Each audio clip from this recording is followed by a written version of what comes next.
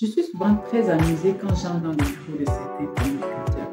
Responsable national, responsable de la communication d'une organisation. On arrive, qu'est-ce qu'on fait? Des sacs de casquettes, sacs de livres, sacs de ceci, sacs de cela. Ouf! Un magasin, un fou. Pourtant, il ou elle est la vitrine de son organisation. Et il ou elle voudrait être pris au sérieux dans son rôle. Et attends, donc, 5 choses que vous devez savoir, 5 choses que vous devez faire pour donner de la valeur à votre rôle en tant que communicateur.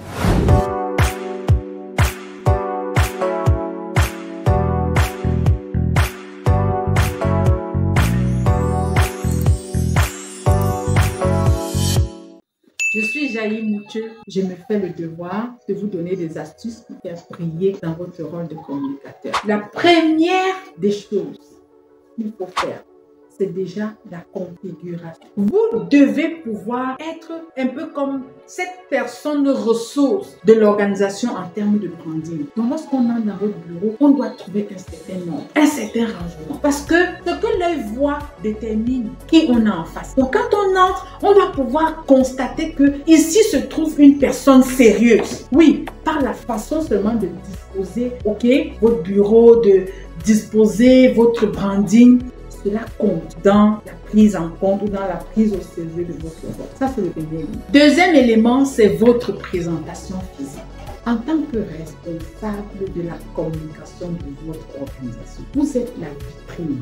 Vous êtes un peu comme le responsable des relations publiques. Vous devez être prêt à partir. Vous devez être celui-là ou celle-là lorsque le directeur dit « Allez, accompagnez-moi à tel endroit, je souhaiterais qu'on aille pour telle audience dans tel bureau ou dans tel ministère. » Vous vous levez d'un seul coup, vous partez.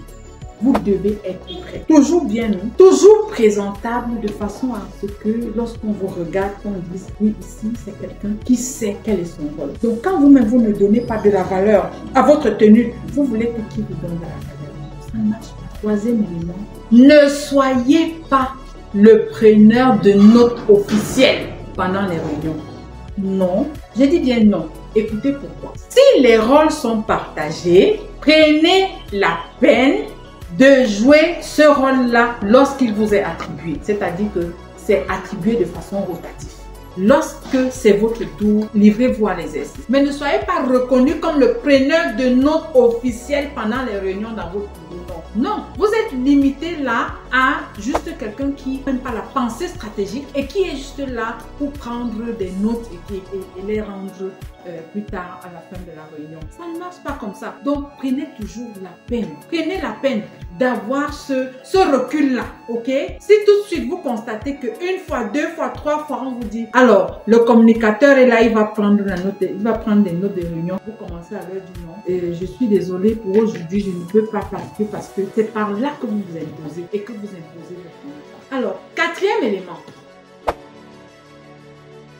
C'est une erreur que beaucoup de communicateurs commettent. On vous appelle à la fin d'une réunion, on dit viens s'il te plaît. C'est déjà le moment pour la photo de famille. Et vous venez, vous prenez la photo de famille, vous êtes content. Vous êtes réduit au rôle de prise de vue pendant que les choses stratégiques se font. Et lorsque vous y arrivez, qu'est-ce que vous constatez? C'était une réunion de planification stratégique ou bien c'était vraiment une réunion qui avait besoin de votre présence pour la compréhension des objectifs de la vision de l'organisation. Et certains collègues vont jusqu'à je ne vous le dis pas, sa maman lui a rendu visite ou son papa ou bien un cousin, une amie et votre autocom sonne et on vous dit est-ce que tu es là s'il te plaît? Voilà, j'ai une visite surprise, tu peux venir avec ta caméra pour nous prendre une photo. Et je vois certains se lèvent, ils vont avec la caméra. Vous allez où mon cher? Mais vous êtes réduit à ça?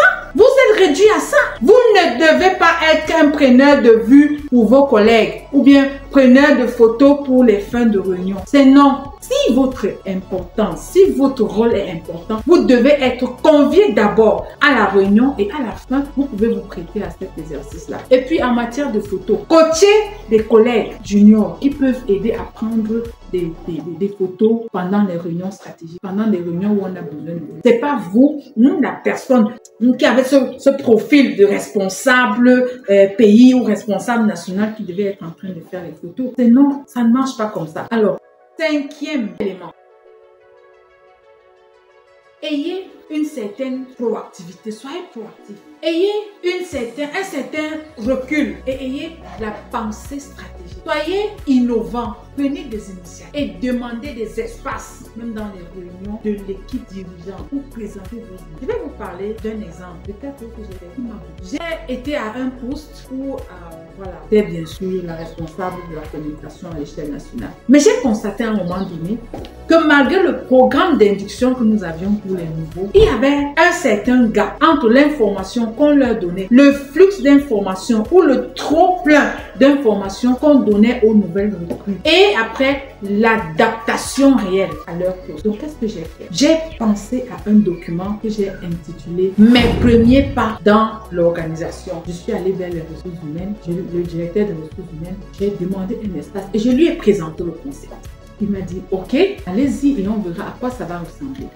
J'ai conçu tout un document dans lequel je commençais par présenter c'est quoi notre organisation, quelle est notre vision, quelle est notre mission, quels sont les pays dans lesquels nous sommes présents, quel est notre historique même de création, comment est-ce que l'organisation est née. Tout ça, je présente dans une première partie. Les pays dans lesquels nous sommes présents, la relation que notre pays, le pays pour lequel je travaillais, a avec la région et avec le siège. Tout cela, je prends. Ça, c'est la première partie. Deuxième partie, je présente un peu la culture organisationnelle, les acronymes, notre approche de fonctionnement, ainsi de suite. Et la troisième partie, je présentais les procédures. Quand vous voulez aller, par exemple, en mission, qu'est-ce qu'il faut savoir? Par quoi vous devez commencer? Par quoi vous devez finir? Voilà. Qu'est-ce qu'il faut faire? Quels sont les formulaires que vous devez utiliser de l'étape 1 de votre mission à la dernière étape?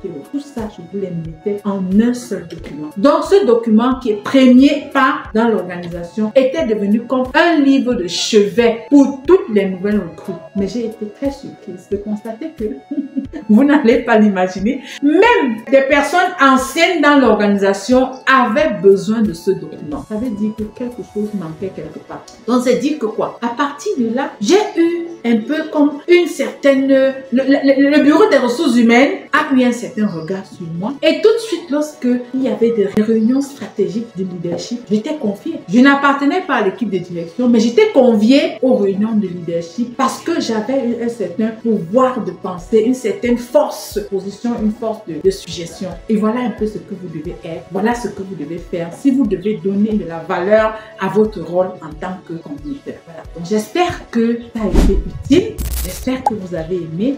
Je vous reviens très bientôt avec une autre petite astuce que vous allez ajouter à votre réservoir pour faire briller votre lampe.